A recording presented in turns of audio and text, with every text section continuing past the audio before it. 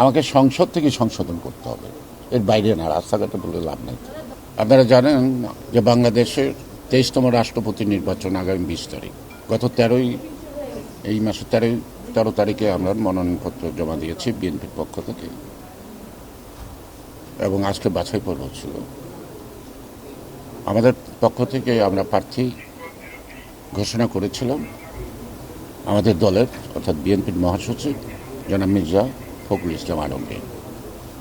এর প্রস্তাবক ছিলেন আমাদের বিএনপি স্থায়ী কমিটির অন্যতম সদস্য, একজন বিশিষ্ট রাজনৈতিক ব্যক্তিত্ব এবং একজন শিক্ষাবিদ, বিএনপি স্থায়ী কমিটির অন্যতম সদস্য ডক্টর আব্দুল মঈন খান।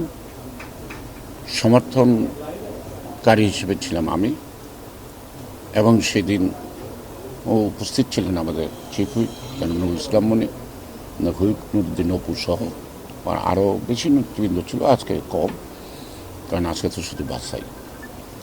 তো আপনাদেরকে আনন্দের সাথে জানাচ্ছি যে আমাদের প্রার্থী মির্জা ফখরুল ইসলাম আলমগীর 23তম বাংলাদেশের রাষ্ট্রপতি নির্বাচনের প্রার্থী হিসেবে বৈধ ঘোষিত হয়েছেন। এখন আমরা অপেক্ষায় থাকব 20 তারিখে নির্বাচনের জন্য। সেটা পরবর্তী সংসদ যদি বিবেচনা করে সবাই মিলে, এটা হতে পারে। না, এখন রাষ্ট্রপতি নির্বাচনের আগে এই প্রশ্নটা অবান্তর, কনফিউশন সৃষ্টি করে লাগবে না। বড় বাধা কি বাধা না, আমার প্রচলিত সংবিধান অনুযায়ী আমাকে পথ চলতে হবে।